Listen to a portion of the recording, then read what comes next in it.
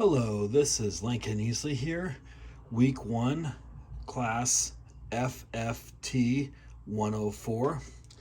And today I'm going to be talking about doing a safety check on a firearm before you even put your hands on it. And then that way, when you go to put your hands on it, you get yourself familiar with the firearm.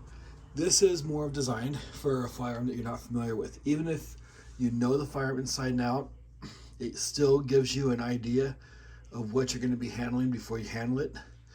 Even the firearms that are similar in nature, I would like to say, are very different in so many ways because some may have modifications to them, some may shoot different ammo. So there's a lot of different things, a lot of variables that you would have to go through when handling somebody else's firearm and when you receive somebody else's firearm.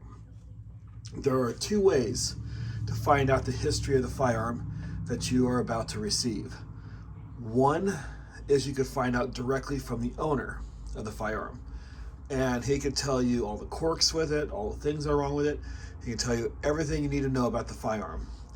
The other way is you can get a user's manual, and the user's manual will give you all the information you could possibly know about the firearm. In this case, we're doing a Citadel 1911 A1 45 ACP pistol.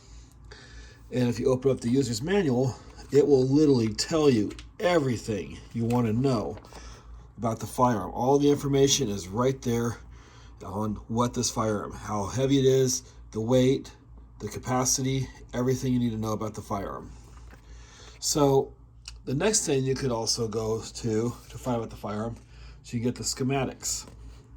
So the schematics are the guts and everything inside the firearm, all the parts, everything, the part numbers, and this is going to allow you to know exactly what is inside the firearm, what you got to replace.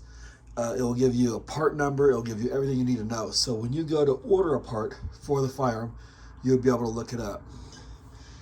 Now, when it comes to firearm handling, and before you go to handle it, you got to know the safety things that you can use with the firearm. So there's two things I like to use. One, I like to use a safety lock. So that way, if I have to work on a gun, or if a gunsmith works on a gun, and you're going to get to it later, and after you get it from a customer, you could put this gun lock on it, and that will assure the gun is completely unloaded. There's nothing in it. There's no way this thing could possibly fire. The second thing I like to use is a flag.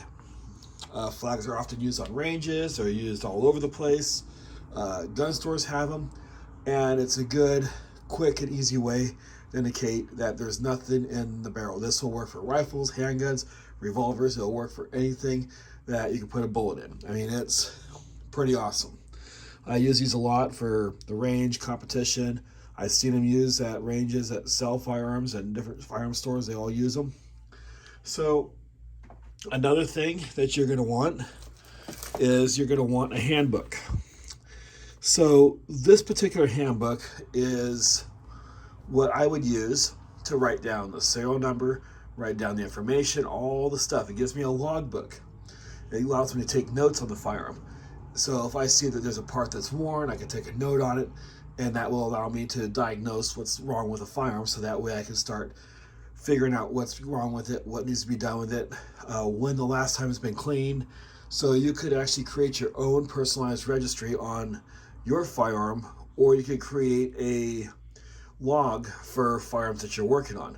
And it's not so much to know about the person that you're working on, you're trying to know about the firearm. So that way you can know what has to be done with the firearm. You'll be able to keep track of what you got to do on it, because if you're working on a lot of different firearms, you got to be able to get these in and out fast, and you got to make sure you're getting them taken care of. This logbook is very helpful when it comes to working on firearms. Now, tools that you might use. So one thing I'd be using is a block. These blocks do wonders. They can go a long ways. They do everything you need to do. You can knock your pens out. You'll be able to do everything you need to do. The next thing, I use a screwdriver. Screwdrivers are often, most of them are Phillips. You're going to need a punch hammer. You're going to need a punch set. And then you're going to need a bore cleaner. You're going to need picks, a pen to take notes, a flashlight, and you're going to need grabbers. Grabbers are very helpful. They'd be able to do everything you need to do.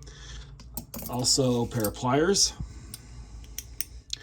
Pliers are very helpful. They do what you gotta do. And a bag.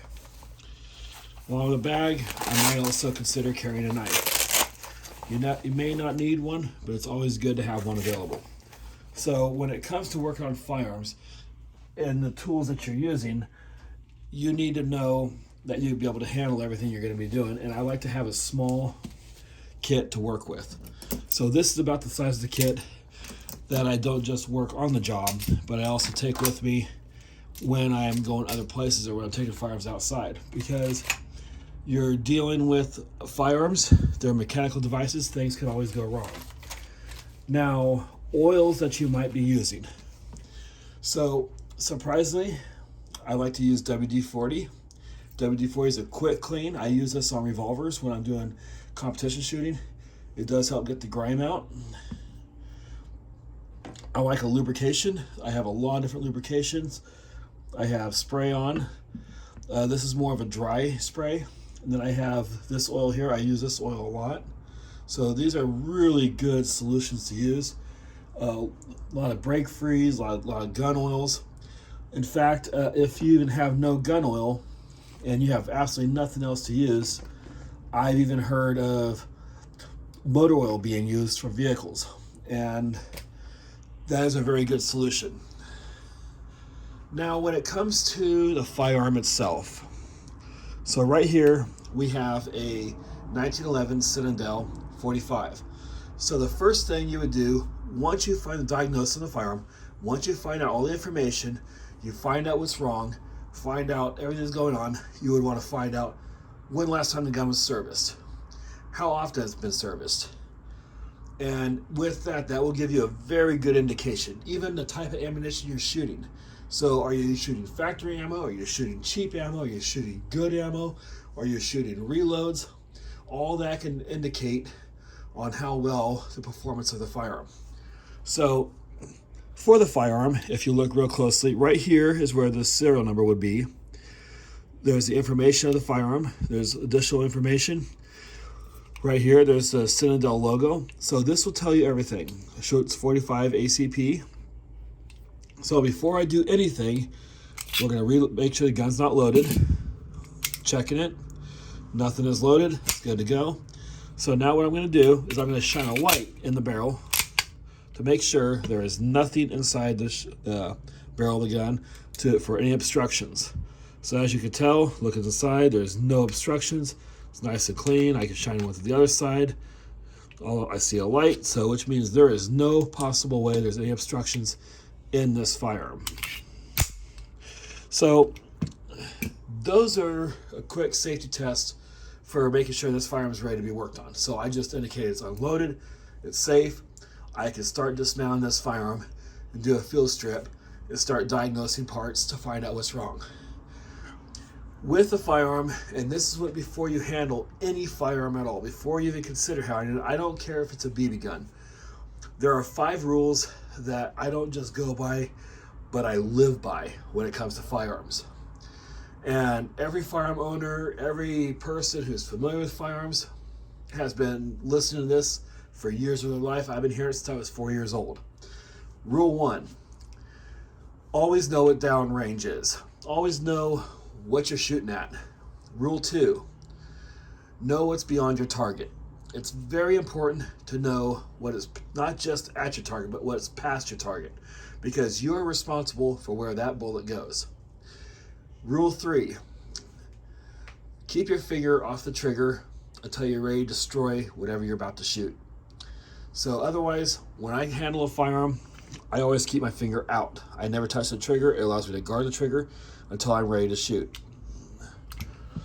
Rule 4, always treat a firearm as if it's loaded.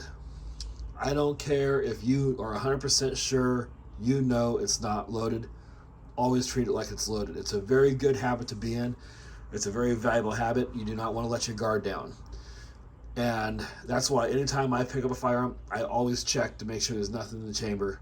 And don't care what somebody else says. I don't care if it's my best friend. I have to be the one to know because I am responsible second I pick up that firearm. Now, Rule 5 is a rule that I came across on my own. It's a very valuable rule, but it's not really noted. And it's sometimes, in some cases, one out of these 4 rules is going to be broken. And if you're going to break any of these 4 rules for any which reason, it is very important to remember safety. I mean, safety is number 1 priority. So when it comes to these 4 rules, safety comes first over anything and everything. So that's why in Rule 5, I always say safety, safety, safety is number 1. So this is about the Citadel 1911 on checking to make sure it's ready for shooting and ready for having it worked on or whatever needs to be done to it, cleaning, service, whatever it needs to be done. Thank you so much and have a good day.